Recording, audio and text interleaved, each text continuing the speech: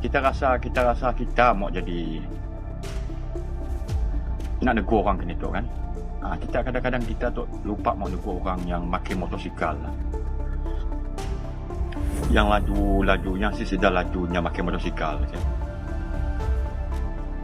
Jadi dah esok pagi berita dengan berita aksiden lah apalah kan. Kita bingung. Jadi hai kawan-kawanku, kau tahu tak, hidup ini bukan sekadar laju di jalan raya. Bunyi enjin dan adrenalin sekejap rasa hebat.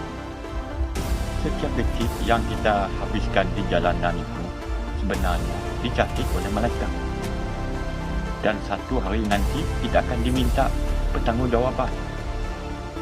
Allah berfirman dalam Al-Quran, setiap jiwa bertanggungjawab atas apa yang dibuat. Bayangkan kalau semua tenaga, keberanian dan kepintaran yang kau ada sekarang, kau gunakan untuk masa depan yang sebenar, untuk keluarga, untuk diri sendiri, untuk kebaikan. Bukannya hilang begitu aja dalam aksi berbahaya yang mungkin merenggut nyawa atau masa depan kau. Allah dah berjanji, siapa yang bertanggungjawab dan berusaha memperbaiki dirinya akan dibalas dengan syurga yang penuh kenikmatan. Dan bagi orang yang bertakwa, ada syurga yang mengalir di bawahnya. Sungai-sungai. Surah Al-Baqarah 25. Kau boleh mula hari ini setiap kali kau menahan diri dari perkara yang membahayakan. Setiap kali kau bantu orang yang atau jaga amanah. Setiap amal baik kecil itu dihitung.